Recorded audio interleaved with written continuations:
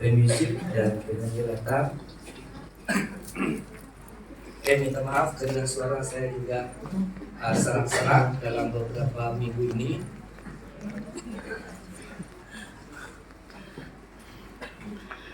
Pertama saya mengucap banyak-banyak terima kasih kepada pimpinan gereja yang telah memberi kepercayaan kepada saya, dan juga bersama dengan keluarga kami diizinkan datang dijemput untuk beribadah dengan Jumat di BM Taman Tugu Bahasa Malaysia dalam menyambut Natal pada tahun ini. Ya, tidak perlu diperkenalkan diri kami dengan lebih mendalam, karena lebih 20 tahun yang lalu ya kita bersama di sana, ya kan. Jadi saya dengan keluarga melayani di BM Taman Tugu Bahasa Kayan, dan masa itu gereja ini dekat di sebelah sana. Setelah itu kamu dulu pindah. Setelah itu mungkin keseorangan, kesunyian Taman Tugu Bahasa Kayan, mungkin mereka pindah lebih jauh lagi ke sana. Jadi puji Tuhan. Ya cuma yang sedikit ada pertambahan dari segi umur yang memang bertambah. Dan sekarang saya dengan istri sudah dibagi pangkat dato. Saya dato, tapi dia nenek. Itu kelebihan kita lelaki ya. Kalau sudah ada cucu, kita ada jadi dato. Tapi istri kita bukan datin, tapi nenek. Jadi sudah ada 2 cucu. Satu ya perempuan dan satu itu lelaki. Jadi anak pertama kami itu menikah dengan orang dari Boleh Bakalakau. Itu suami dia yang Boleh Bakalakau. Puji Tuhan. Jadi malam ini mari kita membuka firman Tuhan yang seperti ayat yang telah ditetapkan oleh kepimpinan gereja dan pastor kita, yaitu dari 1 Yohanes 4 ayat ke-18. 1 Yohanes 4 ayat ke-18. Kita akan membaca ayat ini. Saya akan membaca dan Anda boleh melihat di dalam kitab Anda masing-masing. Demikian firman Tuhan. Di dalam kasih tidak ada ketakutan. Kasih yang sempurna melenyapkan ketakutan. Sebab ketakutan mengandung hukuman. Dan barang siapa takut, ia tidak sempurna di dalam kasih. Saya membaca ulang. Di dalam kasih tidak ada ketakutan. Kasih yang sempurna melenyapkan ketakutan. Sebab ketakutan mengandung hukuman. Dan barang siapa takut, ia tidak sempurna di dalam kasih. Dan dari ayat ini lalu diangkatlah satu tema seperti yang tertera di bena kita, yaitu kasihmu tak terbatas. Kasihmu tak terbatas. Saya ingin menceritakan kepada kita satu kisah seorang ibu yang memberikan matanya untuk anak lelakinya akibat kemalangan jalan raya. Jadi anak ini waktu kecil dia telah bersama dengan bapaknya, dan tanpa diduga atau tanpa disengajakan dia dengan bapaknya kemalangan jalan raya. Masih kecil, bapaknya meninggal, tetapi anak ini dapat diselamatkan. Namun pun demikian, mata anak lelakinya ini telah hancur sebelah, telah hancur. Dan karena kasih ibunya, karena satu anak pada masa itu kepada anak lelaki ini, lalu dia menderma mata sebelahnya kepada anak lelakinya masih kecil. Dengan pertolongan sanak saudara, maka mata itu boleh dibagikan kepada anak lelakinya. Dan selang waktu berlalu, anak ini semakin besar, lalu pergi ke sekolah. Namun ketika anak lelaki ini sampai ke sekolah menengah, dia mulai membenci ibunya. Karena Dia sangat malu melihat ibunya selalu datang menjemput dia di sekolah, sebab ibunya itu sudah tidak ada mata di sebelah.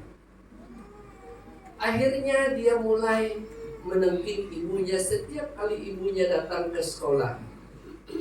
Dan selang beberapa waktu lagi, anak ini anak yang pandai. Lalu dia masuk ke sekolah yang lebih tinggi lagi, dan dia tamat, lulus dengan cemerlang. Lalu dia mencari pekerjaan dan mendapat pekerjaan yang sangat baik. Ketika anak lelaki ini mulai bekerja, ibunya selalu pergi mengunjungi dia di pejabatnya. Lalu orang bertanya, siapa wanita tua? Pada masa ini ibunya sudah tua, sudah menjangkau umur lebih sampai 60 tahun. Siapa ibu yang selalu datang mencari kamu? Wah, itu perempuan gila di kampung kami. Dia selalu memang biasa dengan saya sejak saya kecil. Dan yang paling parah lagi, ketika anak ini menikah, dia tidak menjemput ibunya di dalam acara pernikahannya. Dan waktu itu ibunya pergi ke acara pernikahan, lalu disuruh mereka menghalau, mengusir ibunya dari acara pernikahan. Karena anak ini tidak mau selalu diganggu oleh ibunya, selalu datang ke pejabatnya. Lalu dia meminta pindah jauh dari tempat kampung halaman mereka. Akhirnya dia mendapat pekerjaan yang jauh di kota yang lain. Dan ibunya memiliki kasih yang tidak boleh dipisahkan dari hatinya. Lalu ibunya mencari dan mencari di mana anak saya berpindah dan bekerja. Akhirnya ditemukan oleh ibu ini dengan pertolongan sanak saudara. Lalu dia pergi dan sampai juga dia ke pejabat anaknya. Dan pada masa itu anaknya ini pun menendang dan menyepak dan mengusir ibunya. Akhirnya ibunya pun balik kembali ke kampung. Beberapa waktu anak ini semakin berjaya. Lalu dinaikkan pangkat yang sangat tinggi. Dan pada suatu hari dia mengadakan satu program ke kampung halamannya bersama dengan beberapa orang yang lain. Lalu mereka kembali ke kotanya, ke kampungnya. Mereka mengadakan program, mengadakan ceramah dan sebagainya. Dan setelah selesai dia kembali lagi ke tempat pekerjaannya. Lalu waktu mereka melewati kampungnya puluhan tahun yang dulu, lalu dia berkata kepada pemandunya, tolong berhenti sekejap. Di depan rumahnya lebih 30-40 tahun yang lalu. Lalu dia berhenti, lalu dia masuk ke dalam rumah ini. Tetapi rupanya rumah ini sudah kosong, tidak ada orang. Lalu dia masuk perlahan. Dibukanya pintu tidak berkunci. Dan dia kenal sekali dengan rumah yang kecil tetapi sudah usang, sudah buruk. Dia masuk perlahan, dia tahu disinilah kamar tempat saya tidur. Dan disinilah tempat mama saya. Ketika dia masuk di dalam bilik mamanya, ya memang sudah lama ditinggalkan, tidak tahu berapa tahun, sebab sudah banyak laba-laba sudah di dalam rumah, di dalam bilik. Lalu dia ingin keluar, tetapi dia melihat ada sekeping kertas ditinggalkan di atas meja ibunya. Lalu dia melihat kertas apa ini, dan dia mengambil kertas itu. Dan kertas itu ditulis dengan tulisan tangan ibunya sendiri. Dan dia mulai membaca, anak, aku tahu engkau membenci aku karena aku cacat, tak ada mata di sebelah. Tapi anak, engkau tahu, waktu engkau kecil, engkau kemerangan jalan raya bersama dengan bapakmu. Saat itu bapakmu meninggal di tempat kejadian, tetapi kamu diselamatkan. Namun matamu pecah hancur sebelah. Supaya engkau memiliki mata dua yang sempurna, maka aku menderma mataku sebelah untukmu. Dan aku hodok sekarang ini. Engkau membenci aku, malu dengan aku di depan kawan-kawanmu yang sama sekolah dengan kamu dan sama bekerja dengan kamu. Dan engkau gagah, engkau perkasa, engkau tampan, engkau dikagumi.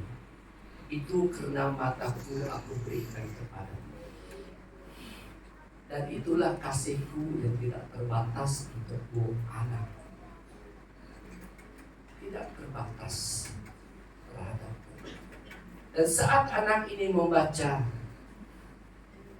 surat yang ditulis oleh ibunya yang telah meninggal beberapa tahun yang lalu dia menangis. Yang menangis menyesali perbuatannya. Dan di sana dia melihat betapa besarnya kasih ibunya yang tak terbatas, sehingga sanggup mengorbankan matanya, memberi mata yang sebelah kepada anak. Bapak Ibu saudara-saudari, demikian juga Allah. Ketika manusia kita ini sudah tidak ada harapan, ketika kita ini sudah tidak ada apa-apa, kita tidak memiliki apa-apa dalam hidup kita, dan ketika itulah Allah menunjukkan kasih-Nya yang tak terbatas dengan memberi anaknya yang tunggal, Yesus Kristus, datang ke dunia ini. Dan itulah kasih yang tidak terbatas. Dan Bapak Ibu saudara-saudari, pada malam ini mari kita melihat dari teks ini, kita akan belajar. Saya akan fokus kepada teks ini saja. Bagaimanakah kasih Allah yang tidak terbatas itu dalam hidup kita sebagai manusia?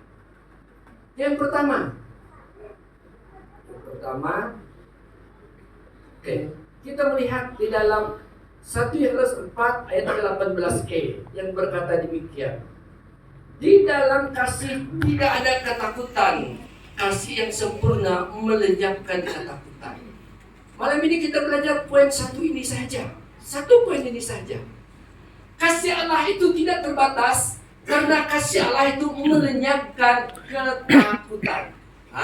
Ketakutan. Jadi kita manusia ini hidup dalam ketakutan. Siapa yang tidak pernah takut di sini? Adakah yang tidak pernah takut? Saya takut saya. Kalau limpas kubur Geriam itu malam-malam seorang diri, ada takut kan? Ada yang takut? Makanya kubur kita di kampung itu tidak berani itu. Ya, Cikgu Nelson dan Cikgu Rubina kalau suluh waktu malam, kalau tiba itu kubur pura alih itu lampu suluh supaya tidak kena itu kubur kan. Nah, jadi kasih Allah itu melenyapkan ketakutan. Kemarin kita melihat ketakutan dari segi apa? Ini juga kita lihat ketakutan dari segi apa. Pertama yaitu Allah mengasihi, Allah itu melenyapkan ketakutan karena Allah itu mengasihi kita tanpa syarat. Jadi inilah kasih Allah yang tidak terbatas itu, dia melenyapkan ketakutan karena kita tahu kasih Allah itu tanpa syarat dalam hidup kita. Kasih Allah itu adalah kasih yang tidak bersyarat. Mari kita lihat di dalam ayat ke-19. Allah mengasihi kita. Kita mengasihi Allah karena Allah lebih dulu mengasihi kita. Jadi kasih Allah itu tidak terbatas karena kasih Allah itu melenyapkan ketakutan. Jadi Allah itu melenyapkan ketakutan karena Dia mengasihi kita tanpa syarat. Jadi ketika saya tahu Allah itu mengasihi saya tanpa syarat, maka itulah yang melenyapkan ketakutan dalam diri saya.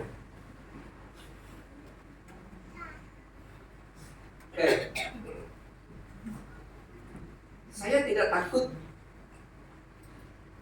dengan kasih istri saya kepada saya, karena saya tahu bahwa kasihnya kepada saya itu tanpa syarat. Ya, ketika kita mulai jatuh cinta dengan pasangan kita dulu, ada banyak syarat yang kita tetapkan. Ada kan? Saya mau tanya yang sudah kawin dulu, ada syarat nggak? Satu, dia harus kaya. Yang kedua, dia harus tampan. Yang ketiga, dia harus tinggi. Kalau dia rendah 5 kaki, saya tidak mau. Dia harus ada pekerjaan. Ya, dia harus pandai main bola.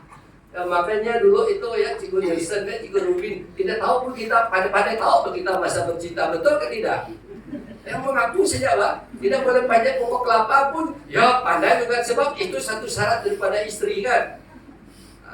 Nah, jadi ketika kita melihat seseorang itu mengasihi kita tanpa syarat, maka itu melenyapkan ketakutan dalam diri kita.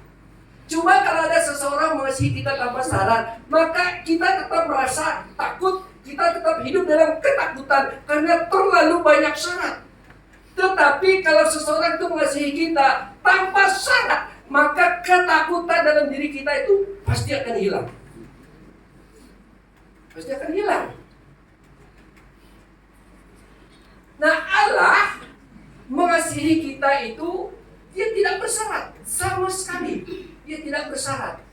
Jadi kalau kita melihat, ketika kita tahu Allah itu mengasihi kita tanpa bersyarat, maka itulah melenyapkan ketakutan di dalam diri kita. Kenapa? Karena kasih Allah itu tidak menuntut kembali kasih dari kita. Nah, itu syarat kasih manusia. Kalau manusia lain, kalau kau mengasihi saya, baru saya mengasihi kamu. Nah, makanya banyak istilah dunia itu, lu tolong saya tolong lu. Kalau lu tidak tolong saya tidak tolong lu. Itu kasih yang bersyarat. Tetapi kasih Allah itu tidak pernah menuntut kembali kasih dari kita. Tidak pernah. Siapa kata Allah itu menuntut kembali kasih dari kita? Tidak pernah. Tidak pernah dia menuntut. Kenapa? Karena ayat ini berkata, kita mengasihi karena Allah lebih dahulu mengasihi kita. Jadi Allah itu mengasihi kita di dalam keadaan kita tidak ada apa-apa. Allah itu datang ke dunia ini mengasihi kita. Dan kasihnya itu tidak ada syarat sama sekali. Dan itulah kasih Allah yang tidak terbatas itu. Karena ketakutan kita untuk membalas kasih Allah itu tidak mampu kita balas sebenarnya. Tidak ada seorang manusia pun yang boleh membalas besarnya kasih Allah di dalam dirinya. Kita mengasihi Allah itu hanya sebagai bukti kita sudah percaya. Itu saja. Itu saja. Tetapi untuk membalas besarnya kasih Allah dalam diri kita, tidak ada orang yang mampu membalasnya. Dan ketika saya melihat kasih Allah dalam diri saya itu sangat besar dan tidak terbatas, maka ketakutan dalam diri saya untuk mengembalikan besarnya kasih Allah itu hilang dalam diri saya. Karena saya tahu untuk mengembalikan besarnya kasih Allah dalam diri saya itu kepada Allah tidak mampu saya lakukan. Tidak mampu. Tidak boleh. Cuma kita hanya menyatakan bukti saja, ya saya mengasihi, inilah yang dapat saya lakukan. Itu saja. Tetapi untuk membalas besarnya kasih Allah itu dalam diri kita kepada Allah kembali, memang tidak boleh kita lakukan. Tidak boleh. Dan itulah yang melenyapkan ketakutan dalam diri kita. Karena Allah itu tidak pernah menuntut kembali kasih dari kita. Yang kedua itu, kasih Allah itu tidak mengasihi kita tanpa bersyarat, karena kasih Allah tidak menuntut kita menyatakan kasih kita dahulu kepadanya. Nah, artinya begini, 7. Sebelum saya mengampuni dosa kamu, kamu nyatakan kasih kamu dulu kepada saya.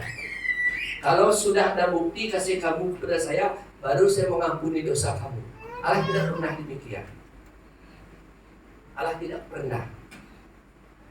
Jadi Dia menyatakan kasih kepada kita itu walaupun dalam keadaan kita sangat jahat sekalipun. Dia tetap menyatakan kasihnya. Ini kesaksian saya sendiri. Ya, dalam tahun 1995, masa itu saya dalam tingkatan 5. Kelima, ya dalam bahasa kayaknya itu 1985.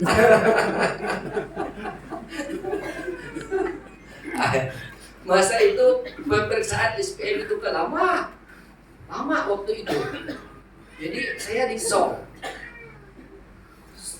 Saya sangat aktif, sangat setia pergi ke ICF. Di Braga, di Song, tidak ada kebaktian yang saya tinggalkan. Saya sangat-sangat aktif. Tetapi peristiwa SPM, ada satu cikgu India, dia tumpang tangan ke atas kepala saya. Dia berkata begini, Tuhan panggil kamu menjadi hambanya. Terus saya lihat dia, apa kamu ini?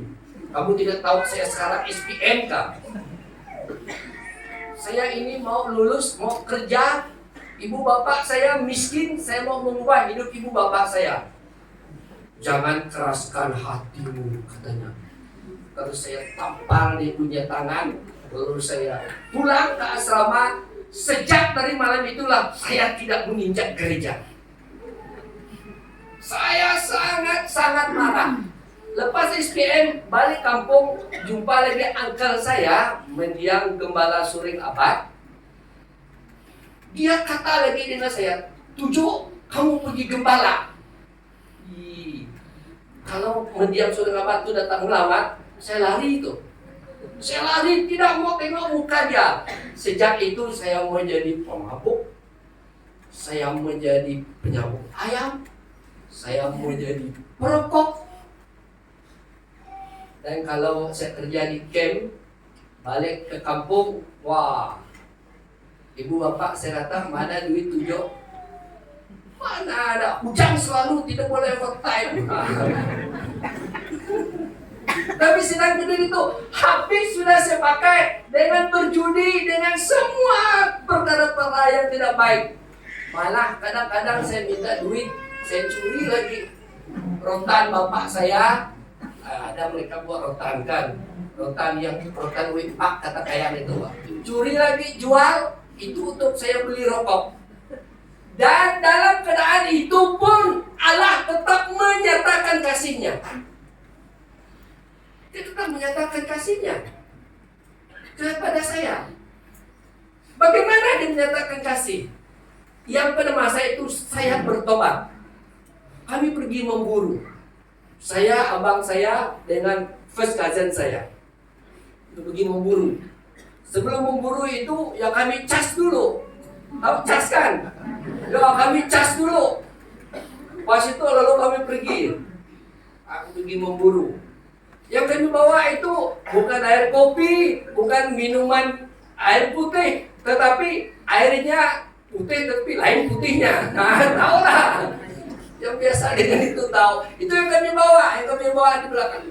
Lalu kami duduk di satu puncak bukit, tunggu anjing menyala. Kami duduk. Tiba-tiba tidak tahu macam mana. Ada satu ekor anjing ini, dia balik. Terus rupanya ada satu ekor rusa tidur dekat kami di gunung tuh, tidur tidak jauh, mungkin jauh sedikit dari ikatan itu. Anjing ini pun terserpak dengan ini rusa dia pun menyalak itu anjing. Dia pun menyalak itu rusa.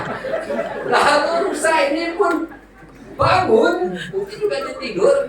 Lalu dia bangun menuju ke arah kami. Ketika kami melihat rusa itu datang, lalu cousin saya ini terus mengangkat itu senapang. Dia tidak sedar lagi saya di depan. Dan waktu dia angkat, dan batang senapangnya itu menuju ke arah rusa, tapi saya sedang berdiri. Saya berdiri begini, rusa di belakang saya, senapang itu ke sini. Senapang itu ke sini, meletup. Abang saya pun pingsan. Dia pikir saya mati, asal dia pun tidak tahu. Karena sama-sama terkejut, yang dia pikir itu rusa datang harus ditembak. Karena kami duduk, tiba-tiba anjing itu menyala, lalu rusa itu pun berlari. Meletup. Pas itu baru abang saya mungkin dalam beberapa saat dibangun. Tinggal saya masih berdiri, saya pun jadi tumbul sudah. Kayu di belakang saya semua patah, dahan-dahan kayu. Entah bagaimana peluru itu mungkin dia silap saya. Dari sana saya terus bertobat. Dan itulah Allah tidak menuntut kita dulu menyatakan kasih kita kepada Dia. Dalam keadaan kita apapun, Allah itu tetap menunjukkan kasih-Nya kepada kita. Dan itulah yang melenyapkan ketakutan kita. Dan itulah menunjukkan kasih Allah itu tidak terbatas. Karena Allah itu mengasihi kita tanpa bersyarat. Dia tidak pernah menuntut kita menyatakan kasih dulu kepadanya. Dalam keadaan apapun kita meninggalkan Dia, jauh dari Dia, Allah itu tetap menyatakan kasih-Nya kepada kita. Jadi kasih Allah itu tidak bersyarat, karena kasih Allah itu kekal walaupun kita meninggalkan kasih kita kepadanya. Kan banyak orang yang jatuh bangun di dalam Tuhan. Dalam dia jatuh bangun itu, kasih Allah itu tetap kekal kepada kita. Dan itulah kasih Allah yang tidak pernah bersyarat. Dan itulah yang menghilangkan ketakutan di dalam diri kita. Itulah menunjukkan Allah itu punya kasih yang tidak pernah terbatas.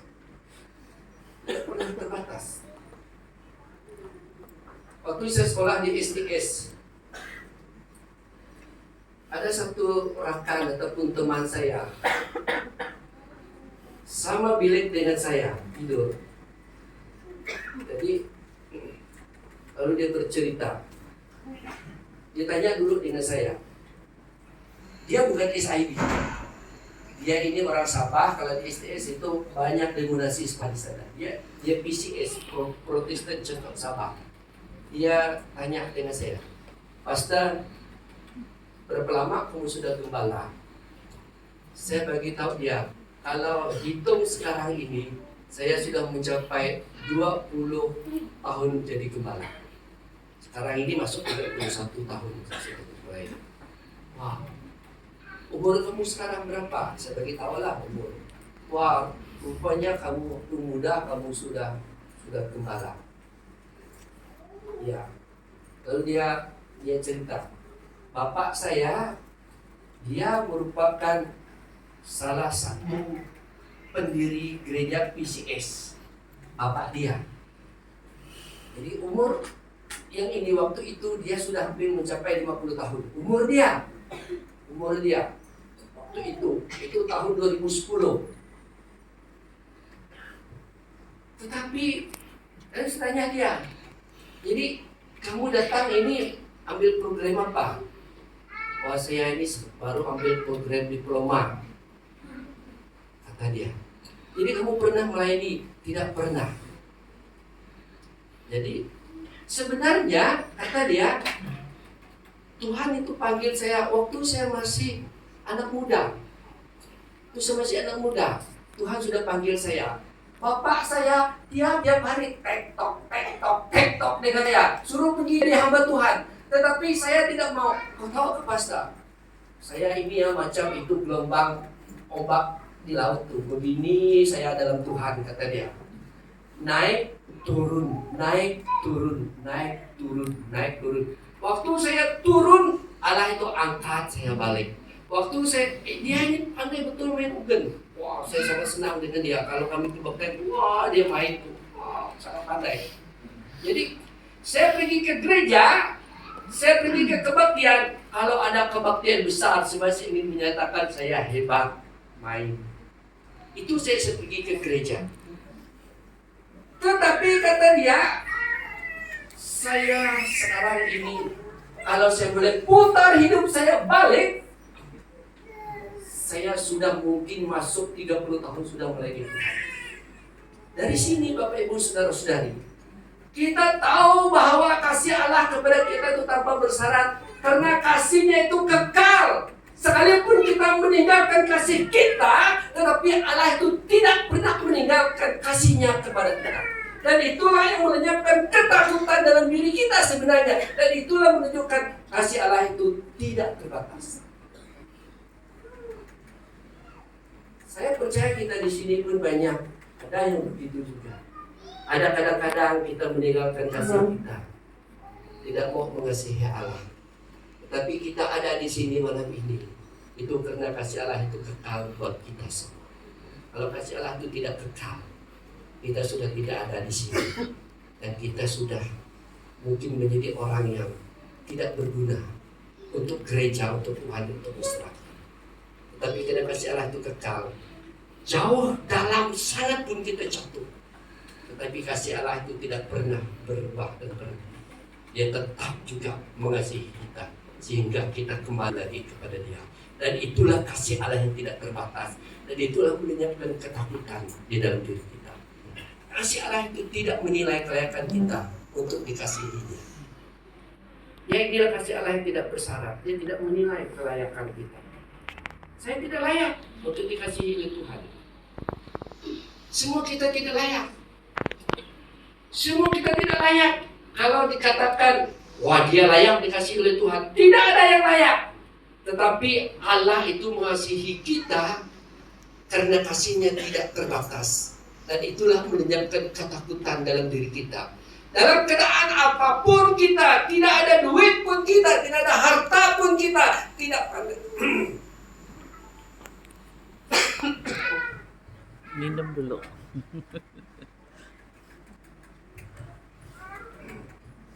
Oke. Tidak pandai menyanyi pun kita, itu tidak bermaksud Allah itu tidak mengasihi kita. Itu tidak bermaksud Allah itu kurang kasihnya kepada kita. Siapapun kita, keadaan bagaimanapun kita, kita itu dilayakkan dikasihi oleh Allah. Dilayakkan dikasihi oleh Allah. Dan Allah memberkati kita masing-masing dengan berkat yang berkelimpahan.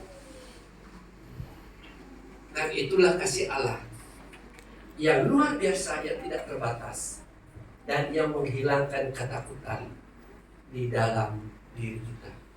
Jangan katakan, wah saya ini tidak layak dikasihi oleh Tuhan. Tidak. Siapapun kita, bagaimanapun keadaan kita, Allah itu mengasihi kita tanpa syarat.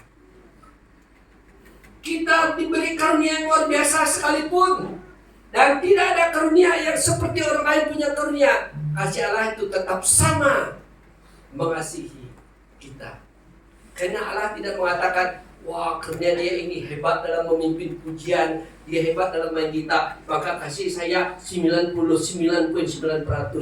Wah, karena dia paling dia datang ke gereja, duduk di belakang, kalau persembahan pun 1 ringgit 5%, maka kasih saya pun 5% untuk dia. Tidak seperti itu, saudara. Bagaimanapun kita, kasih Allah itu tetap sama untuk kita. Kan itulah kasih Allah yang tidak terbatas, itulah yang menghilangkan ketakutan. Yang kedua, seterusnya. Yang kedua, kasih Allah itu melenyapkan ketakutan karena Allah memerdekakan kita dari roh-roh jahat. Ini yang kedua.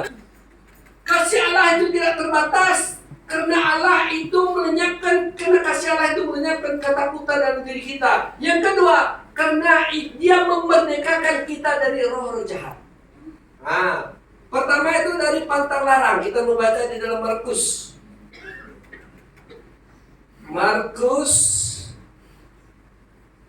7 ayat yang ke 15. Markus 6 ayat ke-15 ayat ke-7. Markus 6. Ia memanggil ke-12 murid itu dan mengutus mereka berdua-dua. Ia memberi mereka kuasa atas roh-roh jahat. Ya, ini peristiwa bagaimana Tuhan Yesus dulu waktu dia memanggil murid-muridnya.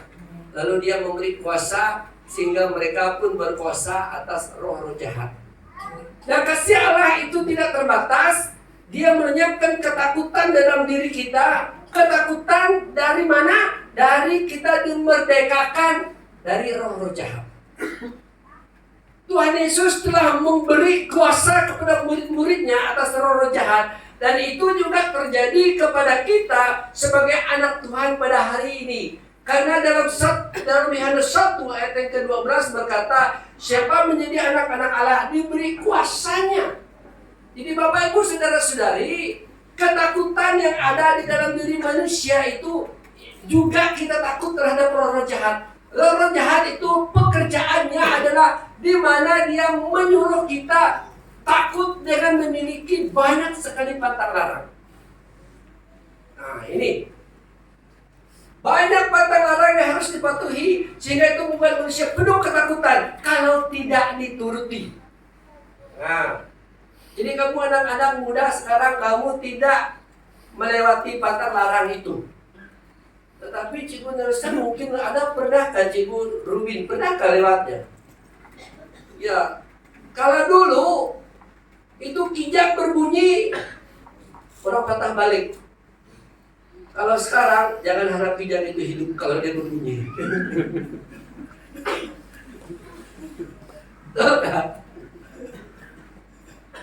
Ya, ini dulu. Ini mendiang nenek saya. Dia meninggal mungkin dengan 100 tahun. 3 tahun sebelum dia meninggal, baru dia menjadi orang Kristen. Baru dia makan ikan ampurau. Waktu dia makan, dia berkata begini. Dia marah lagi dengan kami cucu. Kenapa kamu lambat bawa saya masuk Kristen, kata dia. Sebab sedangkan dia sendiri juga yang paling keras waktu Kristen masuk dulu di kampung kami. Jadi itu pantang larang. Jadi dulu kita hidup dengan banyak sekali pantang larang. Banyak sekali. Macam-macam pantang larang. Wah. Saya tidak tahu suku yang lain lah. Kalau suku Kayan di Belaga, kalau orang meninggal, habis dengan pantang larang. Kalau sudah hantar mayat itu hari ini, besok jangan coba-coba mau keluar dari bilik kau. Sebab kalau kamu keluar dari bilik, jumpa dengan dia. Sebab mereka kata itu masa itu dia berjalan keliling itu. Jumpa dengan dia, habis kau. Maka orang Kayan di Belaga cakap itu idolahin. Dan tidak boleh lagi tutup padi. Tidak boleh lagi pergi menjala ikan. Macam-macam pantang larang. Dan itulah ketakutan yang Allah itu datang. Dia melenyapkan ketakutan itu supaya kita tidak ditakuti oleh roh-roh jahat dengan pantang larang yang bermacam-macam. Banyak sekali. Maka dengan itu orang dulu itu sangat miskin kena pantang larang. Ya itu, ini cerita dengan hidup pantang larang. Kalau dia malas turun kerja, besok pagi itu dia tukar dia punya itu ingen itu, tahu kayak itu? Ada uyut itu kan, ada tempat sikut uyut itu orang Kayan panggil dia hui, apa cakap bahasa Tengah? Itu ya. Nah, orang Kenya pun tidak tahu. Ada orang bawang di sini pasti ada. Oke. Kelabing sebut itu apa? Yang kita sikut, tempat kita sikut itu dibuat dari rotan. Tali tayen lah, tali tayen. Ya. Nah, jadi ini cerita kalau dia malas turun kerja, malam-malam itu dia tukar itu hui. Dia tukar dengan yang buruk-buruk. Pas itu dia potong-potong sikit Dan besok pagi itu dia akan isi, dia kata begini, Ma, Bapak, saya angkat yang berat-berat, saya angkat beras, saya angkat nasi, saya angkat yang berat-berat. Dia simpan dalam itu, ingatkan. Pas itu lalu turun sampai di perahu, lalu mereka pergi sampai di ladang, pura-pura dia buat begini, supaya bui itu putus. Nah, putus balik. Kenapa? Karena dia malas turun kerja. Nah, itu cara. Itulah pantang larang. Macam-macam pantang larang. Banyak binatang yang tidak boleh dimakan. Tapi sekarang ini kadang-kadang hotel juga saya. Ular pun ketakutan lagi. Betul tidak? Saya pikir kebanyakan kita di sini pemakan ular. Dulu kan ada kita makan ular, sekarang ini ular itu banyak berdoa tuh. Buaya pun kena makan. 2 bulan yang lepas kami di Lawas di MITS Lawas tuh pancing buaya, dapat buaya. Gembira mereka. Sampai orang tua kami itu umumkan, malam ini tak ada belajar malam, semua kerja potong buaya. Satu ekor buaya kami dapat. Kucing pun kena makan loh. Jadi kira anjing lah. Itu habis tuh. Coba semua sudah tidak ada ketakutan. Di sekolah itu di Lawas tuh, murid-murid itu coba macam-macam mereka masak. Tidak ada yang lalu. Jangan harap ular jenis apapun kena kebas semua. Monyet-monyet hantam terus. Tidak ada yang tinggal. Ya, ada yang tinggal. Semuanya digasak semua. Jadi itulah kenapa kita telah dimerdekakan dari banyak pantang larang. Dan juga kita dimerdekakan dari roh jahat itu dari keduniawian. Itu Galatia 5 ayat 17 dan 21 tidak perlu saya baca. Jadi sebelum kita hidup di dalam Tuhan, kita dikuasai oleh sifat-sifat dunia.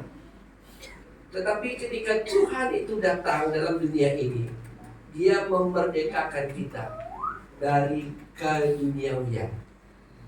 Dan itulah kasih Allah itu sangat besar dan tidak terbatas. Dia mengorbankan dirinya untuk melepaskan kita, untuk membebaskan kita, supaya kita dimerdekakan dari roh-roh jahat. Tidak ada orang yang boleh lepas dari roh jahat. Tidak ada orang boleh bebas dari roh jahat kalau bukan karena Tuhan datang ke dunia ini membebaskan kita dari cengkaman kuasa kegelapan. Dan itulah kasih Allah yang tidak terbatas. Dan itulah yang menghilangkan ketakutan dalam diri kita. Karena Allah itu menyatakan kasih-Nya melalui Yesus Kristus, sehingga kita dibebaskan, dilepaskan dari kuasa kegelapan. Tanpa kuasa Tuhan, tanpa Yesus Kristus, kita tidak boleh lepas dan bebas dari roh-roh jahat. Dunia ini tidak boleh membebaskan diri mereka. Masih dicengkam oleh roh-roh jahat, oleh kuasa-kuasa kegelapan. Dan kuasa kegelapan itulah yang menyebabkan mereka takut. Banyak pantang larang dan sebagainya. Tetapi ketika kita hidup di dalam Tuhan, kita telah dimerdekakan. Dan itulah kasih Allah yang tidak terbatas di dalam hidup kita. Yang ketiga, yang terakhir, kasih Allah tak terbatas. Bagaimana kasih Allah tidak terbatas? Karena kasih Allah itu melenyapkan ketakutan. Ketakutan dari segi apa? Ketakutan karena Allah itu memberi hidup yang kekal setelah kematian. Waktu saya membuat satu tugasan saya ketika saya sekolah dulu, dan kami harus menemu ramah orang-orang Islam. Dan ketika saya berjumpa dengan salah seorang Islam ini, dia berkata begini kepada saya. Saya lihat agamamu dengan agama saya ini sama saja. Tidak ada beza. Kamu berbuat baik, kami juga berbuat baik. Kamu menderma, kami juga menderma. Kamu mengajar jangan mabuk, kami juga mengajar jangan mabuk. Kamu juga mengajar jangan merokok, kami juga mengajar jangan merokok. Sama saja, kata dia dengan saya. Jadi tidak ada guna kita sebagai Kristen Islam ini saling merebut satu dengan yang lain. Dia kata dengan saya. Tetapi saya berkata begini kepada dia. Saudara, yang membuat saya memilih Yesus dan Kristen, karena kalau saya mati sekarang ini, kita dua sama-sama mati sekarang ini, saya masuk surga. Bagaimana kamu? Saya tanya balik dengan dia. Betul kata kamu itu, saudara. Semua kita mengajar yang baik. Tetapi yang membuat perbezaannya, kalau kita mati sekarang, di mana kamu pergi? Kamu pergi surga. Dari sana dia diam 1000 bahasa, tidak boleh menjawab saya. Tapi saya kata, saya tahu kalau saya mati sekarang, surga itu ada untuk saya. Dan itulah kasih Allah yang tidak terbatas itu yang melenyapkan ketakutan kita. Karena kasih Allah itu Yesus datang ke dunia ini dengan memberi hidup yang kekal untuk kita. Kita membaca di dalam Yohanes 11. Yohanes 11, ini kata Yesus kepada Maria dan Marta, ayat 25. 25 berkata demikian. Jawab Yesus, akulah kebangkitan dan hidup. Barang siapa percaya kepadaku, ia akan hidup walaupun ia sudah mati. Dan kita kembali lagi kepada 1 Tesalonika 4 ayat ke-14. 1 Tesalonika 4 ayat ke-14 yang berkata demikian. 14. Karena jika kita percaya bahwa Yesus telah mati dan telah bangkit, maka kita percaya juga bahwa mereka yang telah meninggal dalam Yesus akan dikumpulkan Allah bersama-sama dengan Dia. Dan itulah ketakutan yang dilenyapkan oleh kasih Allah dalam hidup kita, karena Dia memberi hidup yang kekal setelah kematian. Ketakutan manusia terbesar adalah kematian, bukan soal harta, bukan soal jabatan, gelar dan lainnya. Bukan. Manusia itu sebenarnya tidak takut kalau dia hilang gelar, hilang jabatan, hilang harta, dia tidak takut. Kenapa? Karena dia boleh mengambil itu kembali lagi. Tetapi ketakutan terbesar manusia kalau kita bercakap soal kematian. Kami dua diundang ke Sibu mengadakan seminar. Saya lupa sudah tahunnya. Kami dua, saya kata dengan mereka, kami dua driving sejalan dari Miri. Oh, tidak pasta, nanti kamu lelah. Masa itu Pan Borneo belum selesai. Kami ambil flight untuk kamu dua. Kami dua naik flight. Flight itu yang kecil itu, Maswing, yang buat 60 orang itu.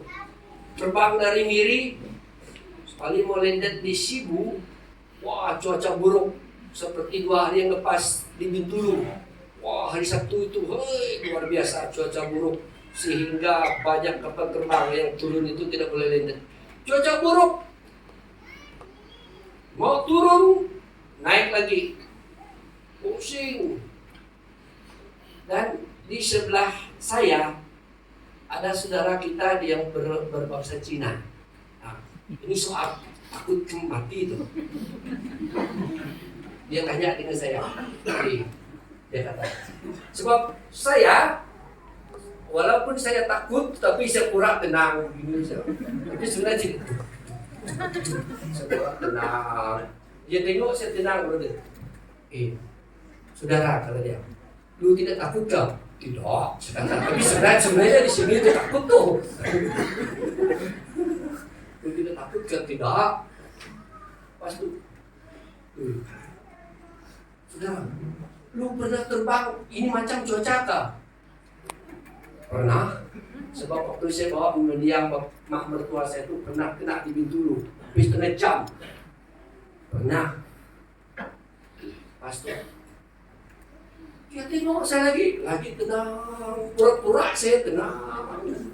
Dia tengok saya tenang, wih saudara, lu tidak takutkah kita jatuhkah? Kata dia lagi dengan saya.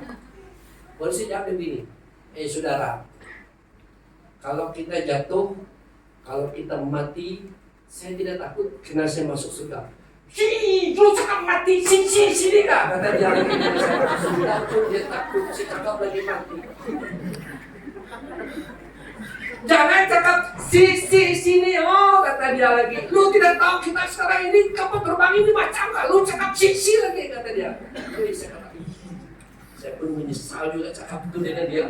Saya diam saja lah. Pas itu kami mulai landat. Sekali landat, berhenti saya kapal terbang terus sendiri. Terus tendang saya punya lutut dia mau keluar. Dia tengok saya. Jangan-jangan orang ini tepuk saya di luar sana. Nah, itu artinya manusia itu sangat takut kalau soal kematian. Tetapi kita di dalam Tuhan sebenarnya, walaupun manusia itu takut mati, tetapi di dalam Tuhan telah memberi hidup yang kekal buat kita. Dan itulah kasih Allah yang tidak terbatas, yang melenyapkan ketakutan di dalam diri kita. Karena kita tahu setelah kematian kita masuk ke dalam kerjaan yang kekal, yaitu surga. Sampai Yesus berkata, akulah kebangkitan dan hidup. Barang siapa percaya kepadaku, walaupun dia mati sekarang ini, tapi dia tetap hidup. Itulah Yesus yang lahir buat kita. Dia telah datang memberi hidup yang kekal untuk saya dan saudara. Dan itulah yang menjadikan kita tidak takut. Walaupun kematian itu memang adalah hidup kita. Saya katakan, walaupun kematian itu adalah hidup kita. Ada satu orang cakap begini dengan saya begini itu. Setelah saya, jangan cakap begitu terlalu terus terang, pastor. Saya kata memang betul. Siapa kata kematian itu bukan hidup dia? Kematian adalah hidup kita. Karena setiap orang itu pasti akan mati. Tetapi itu membuat kita tidak takut karena kita tahu setelah kita mati, kita akan pergi ke satu hidup yang kekal, yaitu namanya surga. Kelahiran Yesus telah memberi jawaban yang melenyapkan ketakutan itu. Bagi orang percaya, kematian adalah pintu untuk keluar dari penderitaan. Ini bagi orang percaya. Ini statement saya yang selalu saya ucapkan. Bagi kita, kematian adalah pintu untuk kita keluar dari penderitaan dunia ini. Tetapi kematian juga pintu untuk kita masuk dalam kesenangan dan kemuliaan yang kekal. Maka sebagai orang percaya, kita tidak perlu takut. Walaupun kematian itu adalah hidup kita. Karena kita tahu kematian itu adalah di dalam Tuhan pintu untuk kita keluar dari penderitaan dunia ini. Tapi juga pintu untuk kita masuk ke dalam kemuliaan yang kekal. Dan kalau di luar Tuhan Yesus, mereka tidak akan menemukan jawaban ini. Makanya orang yang menganut kepercayaan lain selain daripada percaya pada Yesus, hidup mereka penuh dengan ketakutan sampai kematian menjemput mereka. Karena mereka tidak tahu kemana mereka pergi, kemana mereka berada, dan tujuan mereka belum pasti. Tetapi di dalam Yesus kita tahu, sebab Yesus berkata, akulah jalan, keselamatan dan hidup. Barang siapa percaya kepadaku, dia tetap pergi ke rumah Bapakku yang ada di dalam surga. Dan itulah kasih Allah yang tidak terbatas, yang melenyapkan ketakutan. Ketakutan karena kita tahu ada hidup yang kekal setelah kematian. Dan sebagai kesimpulannya, merasa takut itu adalah perkara yang biasa sebagai manusia. Karena kita hidup dalam tubuh yang memiliki banyak kelemahan dan kekurangan. Namun hidup dalam ketakutan sehingga membuat kita berpikiran negatif merupakan kawanan setan dalam hidup manusia. Dalam Yesus semua kata-kata itu sudah dilenyapkan dari diri hidup kita. Karena kasih Allah yang tidak dapat dibatasi di dalam hidup manusia. Dan janji itu sudah dinyatakan di dalam Roma 8 ayat yang ke-35 hingga 39. Dengan ayat itu berkata di akhirnya, siapa boleh memisahkan kita dari kasih Allah? Tidak ada yang boleh memisahkan kita. Baik penderitaan, penindasan, kesakitan, kematian, kuasa-kuasa manapun di dunia ini tidak boleh memisahkan kita dari kasih Allah. Karena kasih Allah itu luar biasa dan tidak terbatas terhadap kita. Maka kita tidak perlu takut, karena kasih Allah itu menyiapkan ketakutan. Sekalipun kita ini kadang-kadang jatuh, kadang-kadang lemah, kadang-kadang jauh dari Tuhan, tapi percayalah, kasih Allah tidak pernah terbatas itu tetap kekal buat kita, buat Anda dan saya. Hanya Allah menunggu, Yesus menunggu bila saatnya kita kembali lagi kepada Dia. Karena kasih Allah tidak pernah terbatas, kasihnya kekal. Dan itulah membuat saya dan saudara tidak perlu takut dan tidak perlu ragu-ragu terhadap kasih Allah. Mari kita berdoa. Kita berdiri semua. Kita berdoa mengakhiri firman Tuhan.